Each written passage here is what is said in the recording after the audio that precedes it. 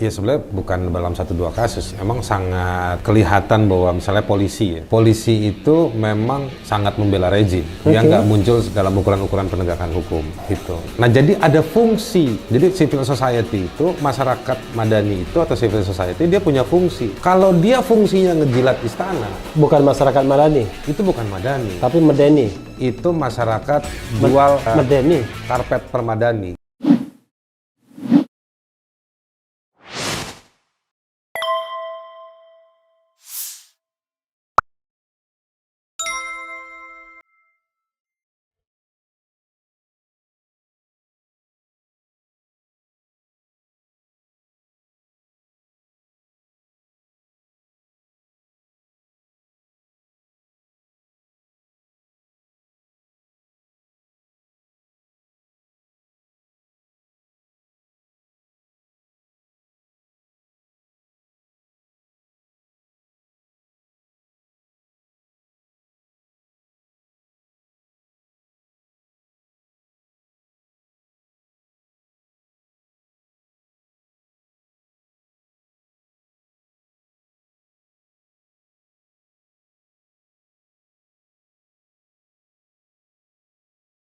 Ya sebenarnya bukan dalam satu dua kasus, emang sangat kelihatan bahwa misalnya polisi itu memang sangat membela rejim. Dia nggak muncul dalam ukuran-ukuran penegakan hukum gitu. Nah nanti saya ingin tanya konsep tata negaranya lumayan tuh. Oke, silakan. Nah itu ke sana. Tapi memang kalau dilihat dalam sejarahnya, di zamannya Megawati memang polisi itu banyak diakomodir. Di zaman SBY tentara yang banyak diakomodir. Nah sekarang balik ke oposisinya SBY, PDIP banyak mengakomodir polisi lagi. Jadi memang ada mutual interest, saling menjaga, saling menguntungkan. Nah itulah yang kejadian hari ini. Jadi kalau memang ada laporan-laporan yang dialamatkan kepada orangnya istana, misalnya laporannya orang terhadap Ulin Yusron, nggak ada diproses kan? Gitu. Tapi kalau laporannya Friends of Regime, cepat diproses. Gitu. Nah, kemudian bisa di-counternya jika memang orang kayak seperti Refli Harun, Rocky Gerung, yang banyak dikenal orang, banyak pertimbangan dari negara. Haris Azhar. Ya, saya mah apalah, ya kan. Tapi banyak diperhatikan sama negara. Tapi kalau misalnya kayak lagu aku mah apa gitu. Kalau teman dari Medan yang tiba-tiba bikin statement atau Jumhur bikin statement satu kayak begitu langsung dipidana. Yang menarik ada kasus Ahok banyak dari istana bilang, buktinya kami juga dihukum misalnya kayak gitu. Ahok. Ya tapi dengan mobilisasi yang luar biasa. Saya nggak mau bilang bahwa kasusnya Ahok benar atau enggak. Ya, itu kita di luar udah banyak yang bahas. Artinya bahwa yang the part of the state ya, kalau mau diproses ya butuh mobilisasi. Butuh mobilisasi. Iya. Dan itu akhirnya makin membuat jarak yang cukup serius di dalam konteks bangsa kita. Itulah, atau dalam konteks Papua yang teriakin monyet, kita nggak tahu hukumannya seperti apa. Siapa yang nyuruh nggak kebongkar. Tapi ketika orang Papua marah, diringkus mereka semua. Sampai diadilinnya di Balikpapan. Sebegitu negara memobilisasi energinya untuk merepresi kelompok atau orang yang bukan bagian dari mereka. Ya sekarang mungkin ya kalau hari-hari ini katakanlah Habib Rizik ya, terlepas kita suka atau tidak atau dengan tokoh ini, sepertinya dipermasalahkan betul ya Pak Esol. Dicari. Iya. Bahkan saya dengar kayak ada semacam siapa yang bisa menangani atau menanggulangi, dia bakal dapat kredit besar. Akan dapat reward ya. Reward dari negara, misalnya gitu. Nah, menurut saya itu juga berlebihan dan justru malah membesar-besarkan atau malah kayak ngebesarin nama si HRS ini. Iya. Padahal sebetulnya soal dia ngomongnya gimana, gerakannya gimana, ya biarin aja. Kalau orang berkerumun, tanganin aja. Jadi menangani kerumunannya dengan pendekatan kesehatan, pendekatan lalu lintas, itu jauh lebih sehat. Itu jauh lebih baik dibandingkan langsung kayak mau cabut kabel listriknya. Artinya seperti di trapping gitu. Saya juga punya banyak keberatan sama seorang Rizik Syihab. Ada yang nggak cocok. Tapi menurut saya dengan treatment yang berlebihan juga menurut saya kok aneh gitu ya. Aneh. Iya, lalu apa rekomendasi Anda, Bung? Kalau tadi kan rekomendasi untuk negara ya, rekomendasi untuk civil society agar begini, sebenarnya ada dua jenis ya civil society-nya. Civil society yang memang digunakan oleh negara. Itu bukan civil society. Apa namanya? Itu GONGOS, government NGOs. Oh, GONGOS ya. Itu LS apa? Jadi saya baru dengar itu long time ago ya. Saya rasanya mendengar ini terakhir kali tahun 2006 GONGOS. Oke. Saya punya teman di orang Korea. Dia ngajar di jurusan S2 soal masyarakat sipil. Oke, ya, Jadi dia punya istilah-istilah, ada lagi Mango. Mangoes apa Mango? My own NGOs. Oh. Jadi dari pertama didiriin sampai terakhir direkturnya dia terus. Iya, Nah, itu ada teman kita yang begitu kan? ada tuh. Pokoknya dia direktur eksekutif terus. Ya, Habis itu bubar. ketuanya dia belum bubar, anggotanya dia, bendaranya dia. Nah, itu Mangoes, my own NGO. Ada teman saya dari Pakistan yang dibilang begini, katanya di Pakistan itu setiap orang itu punya NGO, punya LSM, punya NGO. Saya langsung bercanda sama dia, saya tahu nih Pak jumlah penduduk negara Anda, gimana tahu caranya? Boleh tahu nggak berapa jumlah NGO? Iya benar.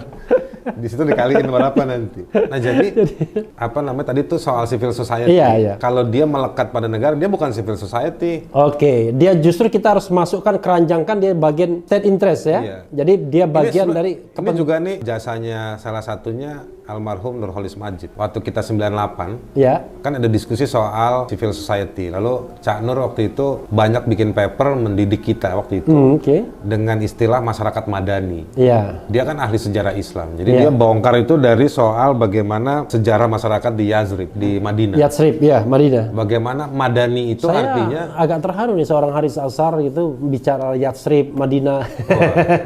saya dulu Walaupun mengutip S4-nya di sono. Oh, sempat. Walaupun mengutip Nurholis. Jadi dia pakai konsep bagaimana misalnya dulu Muhammad waktu Rasulullah di Yazrib, Muhammad, Nabi Muhammad, ya. Ini kan yang nonton kan bukan orang Islam aja. Ya kan tetap Nabi dia. Iya.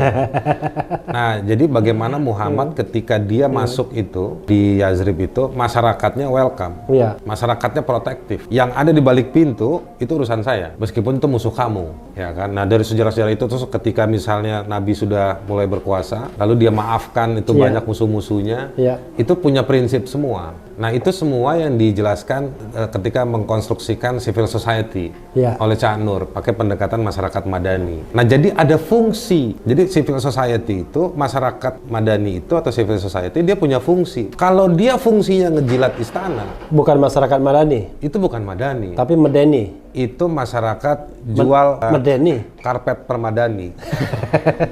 Jadi lagi dagang dia lagi dagang aja. Dia bukan merepresentasikan soal prinsip-prinsip masyarakat. Dagang kuda ya, horse trading. Ya, enggak lah. Enggak lah. Hewan yang lain lah. Hewan yang lain. Loncat-loncat barangkali. Loncat-loncat.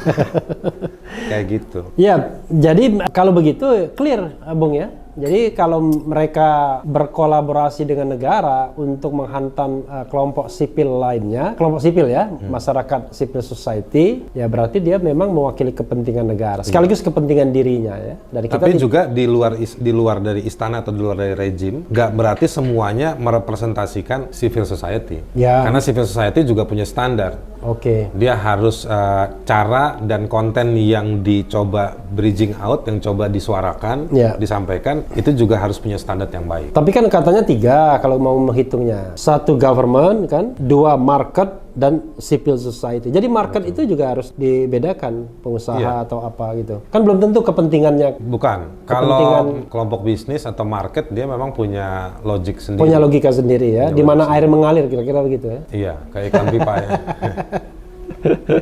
Oke, Bung, menarik perbincangan kita ya. Luar biasa mengenai Haris Azhar ya. Tapi saya lupa kalau Azhar itu sendiri rupanya Azhar. Azhar itu artinya bunga. Oh, Azhar itu bukan. Haris itu penjaga. Jadi saya ini penjaga bunga. Oke, berarti toko bunga. Saya kerja di toko bunga. Toko kembang ya.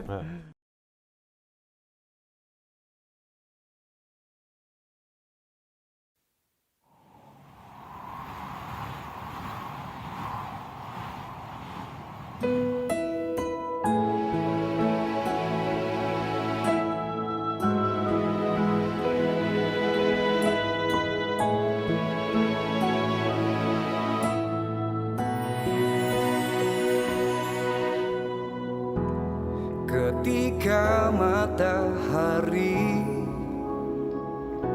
hanya di atas kepala, panas melelehkan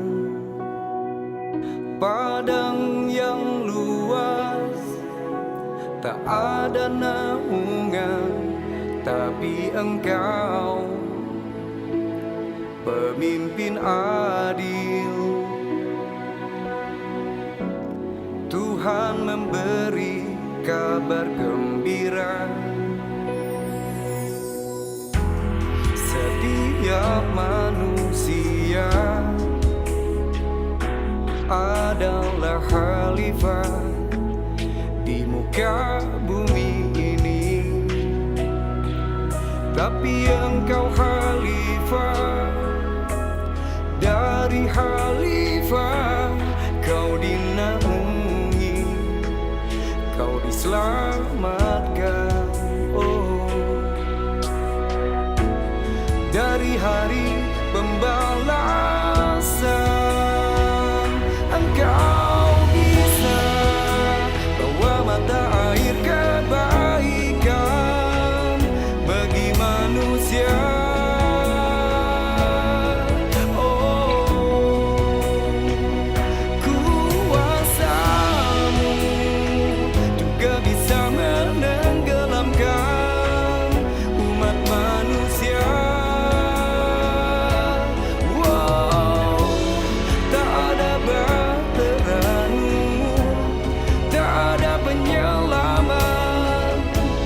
Maka adil